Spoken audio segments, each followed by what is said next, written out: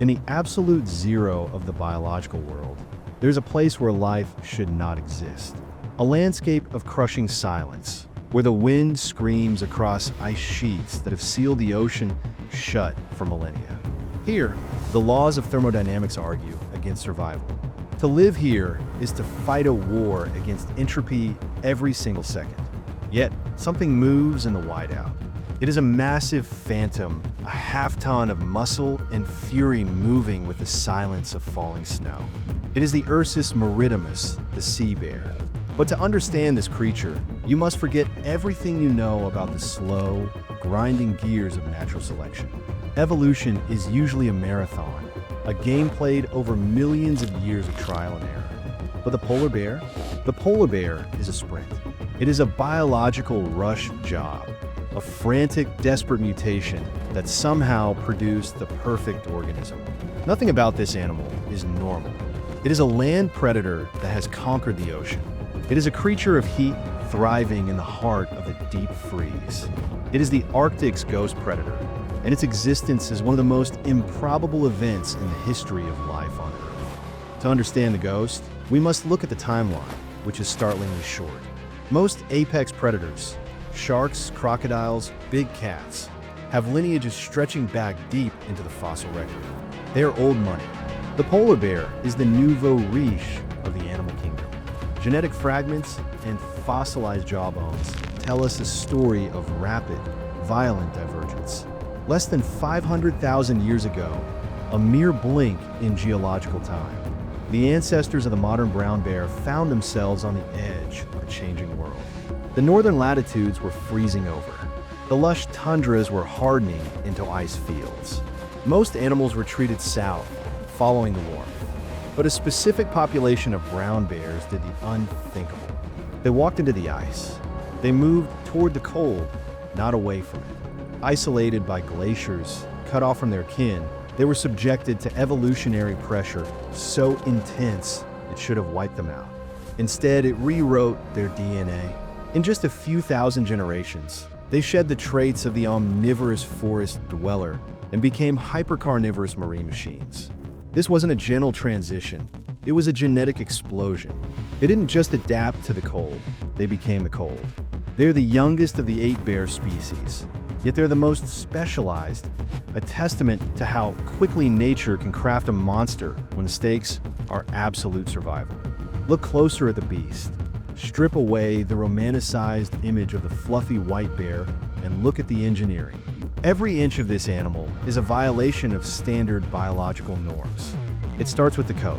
To the human eye, the polar bear is white, perfect camouflage against the pack ice. But this is an illusion. The polar bear possesses no white pigment. Each individual hair is a transparent, hollow tube devoid of color. It acts as a fiber optic cable, scattering light to create the appearance of whiteness while channeling ultraviolet radiation down toward the skin. And the skin itself is jet black.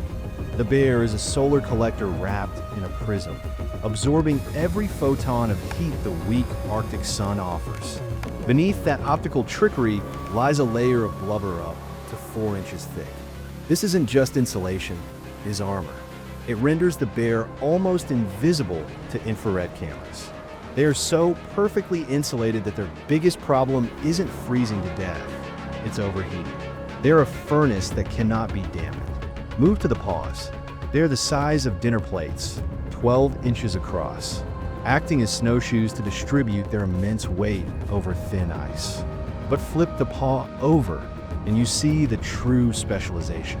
The pads are covered in tiny, soft bumps called papillae, creating a friction grip that defies the slickness of wet ice. They are grappling hooks made of flesh. And then there is the skull. Compared to the grizzly, the polar bear skull is narrower, streamlined for swimming, but the bite mechanics have changed. They're no longer built to grind berries and roots. The molars have sharpened. The jaw is structured to shear through blubber and crush the skulls of seals. Their sense of smell is arguably the most potent radar system in the natural world. A polar bear can detect a seal breathing through a hole in the ice from a mile away, buried under 3 feet of compacted snow. They navigate a featureless world of shifting white not by sight, but by a scent map that tells them exactly where life is hiding in the void. This anatomy serves a singular purpose: mastery over a kingdom that shifts beneath their feet. The polar bear is the only bear classified as a marine mammal. This is not a technicality.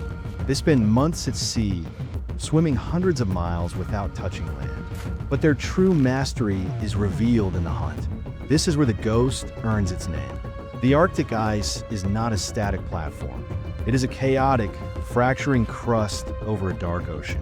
The bear navigates this with a predatory calculus that is terrifying to behold. It knows that the ringed seal, its primary caloric source, must surface to breathe. The seal maintains a series of breathing holes, small punctures in the ice scattered over a vast area. The bear does not chase. It waits. This is the still hunting technique. The bear will position itself over a breathing hole and freeze. It enters a state of suspended animation, moving not a muscle, making not a sound, sometimes for hours on end. It becomes a sculpture of ice. It waits for the telltale whoosh of a seal exhaling. When a moment comes, the sculpture explodes. The bear rears up and crashes down, plunging its upper body through the ice, jaws snapping shut with bone-shattering force, dragging the seal out of the water and onto the ice in a single, fluid motion. It is a violent intersection of two worlds, the marine and the terrestrial, mediated by the bear. But the mastery goes deeper than violence. It is metabolic. The polar bear consumes a diet that would kill any other mammal instantly: pure fat. During the spring hunting season, they strip the blubber from their kills and leave the meat behind. They are running on a cholesterol load that should clog every artery in their body. Yet, their genetics show a total rewiring of lipid metabolism. They are immune to heart disease. They have turned the most energy-dense substance on the planet into limitless fuel, allowing them to fast for months when the ice retreats. They are not just surviving the Arctic, they are extracting the maximum possible energy from it. However, the tragedy of a specialist is that they are wedded to their environment. The ghost predator was forged by the ice, and now the ice is betraying it. The legacy of the polar bear is currently being rewritten in real time. As the planet warms, the platform upon which they built their empire is disintegrating. The rapid evolution that created them is now their greatest liability. They cannot simply adapt back to being brown bears overnight. Their physiology, their heat retention, their hunting style, it is all keyed to a frozen world. We are seeing the behavior of the ghost change. They're spending more time on land, scavenging, starving. And in a twist of evolutionary irony, the barrier between them and their ancestors is dissolving. Brown bears are moving north. Polar bears are stuck on land. The two species, separated by the ice ages, are meeting again.